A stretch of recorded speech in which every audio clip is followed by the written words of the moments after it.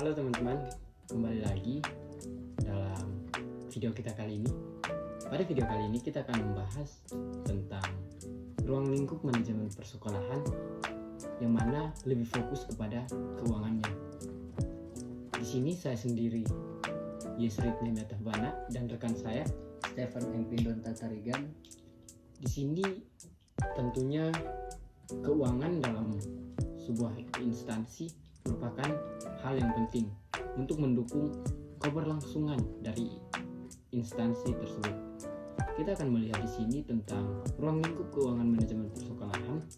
Namun sebelum kita membahas lebih jauh, tentunya kita harus tahu dulu apa sih ruang lingkup manajemen keuangan dari persekolahan tersebut. Mungkin bisa dijelaskan? Ya, secara sederhana kita ketahui bahwa berakar dari kata ruang lingkup artinya berfokus, atau dalam konteks apa saja yang kita harus lakukan dalam mengelola keuangan, bagaimana kita melakukannya, dan dari situ akan kita bisa mengetahui bagaimana cara-cara untuk mengelola keuangan tersebut di dalam sebuah instansi. Nah, ini kan fokusnya di sekolah ya, pasti berkaitan tentang bagaimana guru ataupun orang-orang yang berkaitan seperti kepala sekolah, sekretariat di sekolah untuk mengatur keuangan yang ada di sekolah tersebut. Nah, dari penjelasan tentang ruang lingkup manajemen persekolahan tersebut, kita bisa berkaca juga enggak dari Permendikbud nomor 63 tahun 2022 yang mana pengelolaan keuangan sekolah wajib dilakukan secara transparan, akuntabel, dan partisipatif, di mana semua pihak harus ikut terkait dalam melakukan manajemen keuangan tersebut. Mungkin lebih dalamnya kita bisa melihat bagaimana undang-undang ini berlaku dalam manajemen persekolahan. Ya, secara sederhana kita lihat kan beberapa unsur atau beberapa elemen-elemen yang ada di sekolah, dimulai dari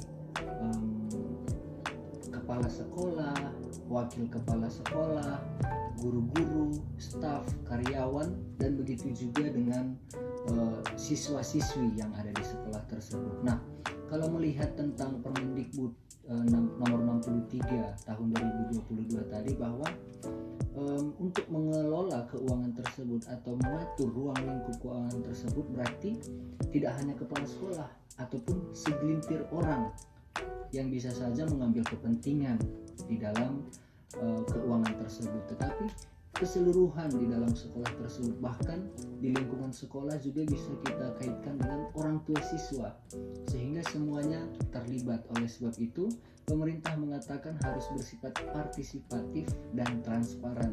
Nah, bagi saya Permendikbud tadi, bahwa kalau kita merefleksikannya, keuangan tersebut tidak bisa dilakukan secara tersembunyi, tidak bisa dilakukan secara internal, harus terlihat dan harus transparan, jelas kemana saja keuangan tersebut, dari mana saja datangnya, begitu.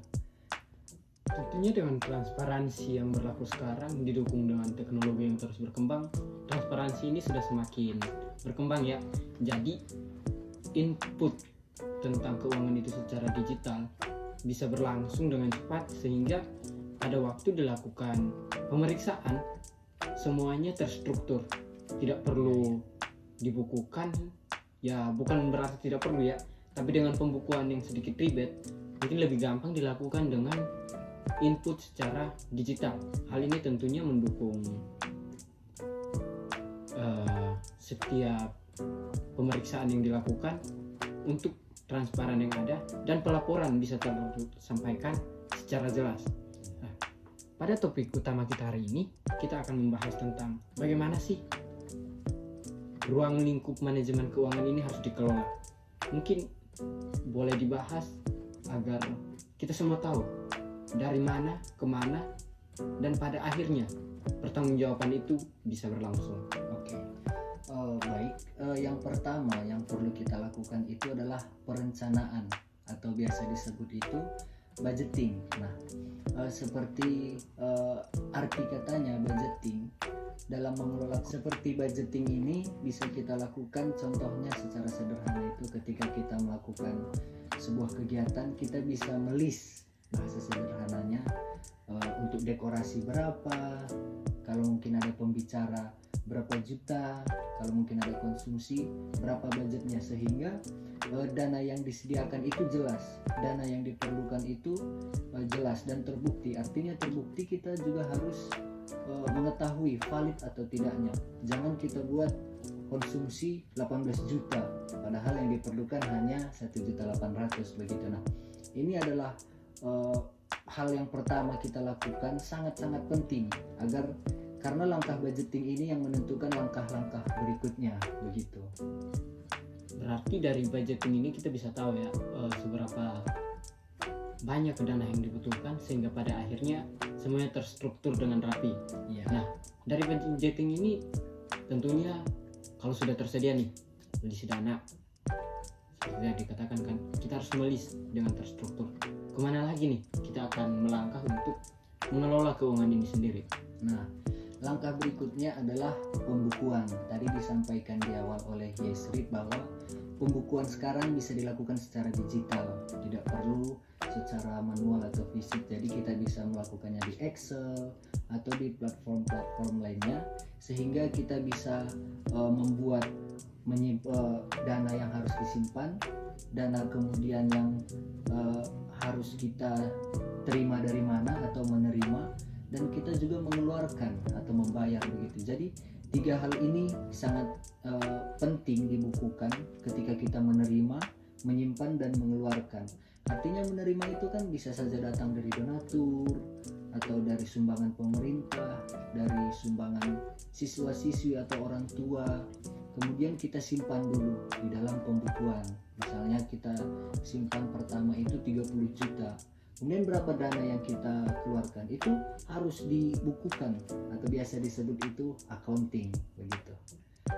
Baik, berarti teman-teman di sini kita bisa melihat bahwa 3 poin utama di sini dalam pembukuan itu yaitu menerima, menyimpan, dan mengeluarkan. Tentunya tata kelola untuk pembukuan ini harus dilakukan secara jelas dan terstruktur, sehingga ketika ada hal-hal yang di luar kendali, kita bisa mengetahui bahwa dana sudah terstruktur dengan rapi. Nah, dari tadi kita membahas perencanaan, pembukuan, tentunya hal ini menjadi hal-hal penting.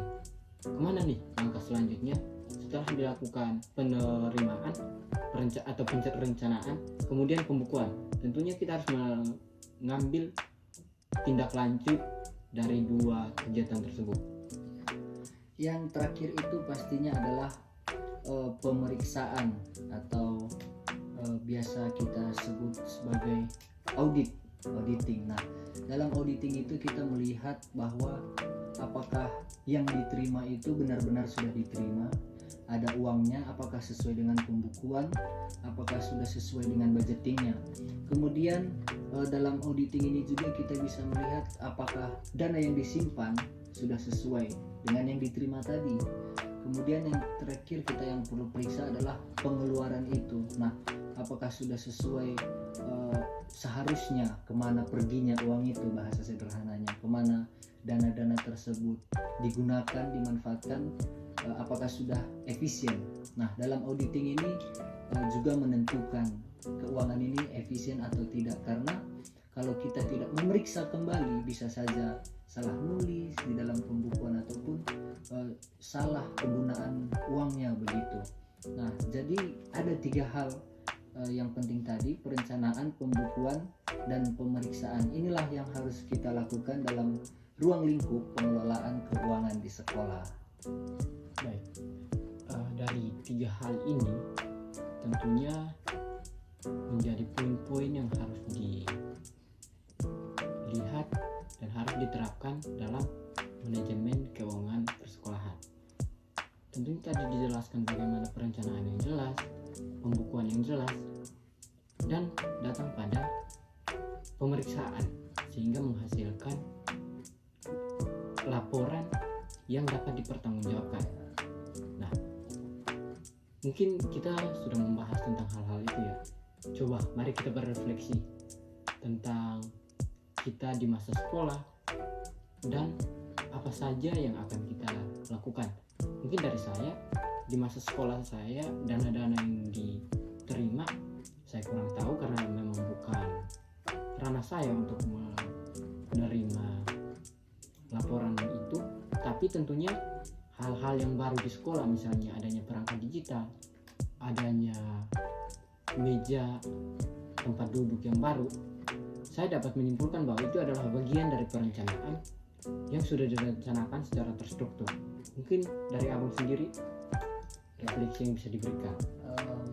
Yang kita rasakan dalam pengelolaan keuangan yang di sekolah kan pertama itu bisa kita rasakan melalui hal-hal dari ekstrakurikuler. Misalnya ada kegiatan-kegiatan non akademik, kegiatan olahraga, kegiatan seni, itu kan diturunkan semua oleh sekolah. Mungkin di dalam budgeting mereka sudah mengatur semua itu, kegiatan akademik dan non akademik. Memang kegiatan-kegiatan ini seluruhnya dikelola oleh sekolah dan keuangannya pun dikelola oleh sekolah. Itulah mengapa kita perlu mengetahui terkait tentang ruang lingkup pengelolaan keuangan ini, sehingga tidak ada orang-orang atau segelintir orang, oknum-oknum yang menyalahgunakan dari dana-dana tersebut. Dana BOS sudah turun dari pemerintah, sedangkan siswa-siswi tidak merasakan baik akademik maupun non-akademik di sekolah tersebut. Maka langkah-langkah yang perlu kita lakukan adalah kita harus ikut berpartisipasi untuk mengawasi ataupun melihat ataupun juga ikut berpartisipasi membantu di dalam pengelolaan keuangan sekolah ini, terutama untuk rekan-rekan calon-calon guru. Begitu dari saya. Baik. Tentunya ini pembahasan yang menarik, tapi kita sudah sampai pada penghujung pembahasan kita hari ini.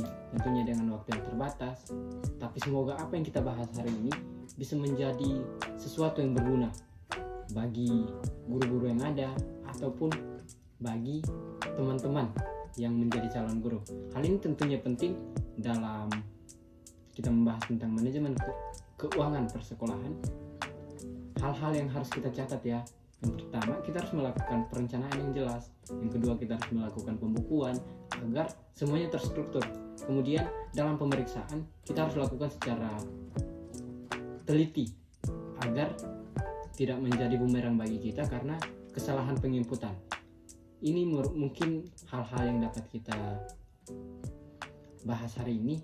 Selanjutnya kita mungkin akan membahas hal-hal yang lain. Jangan lupa terus ikuti video-video kami.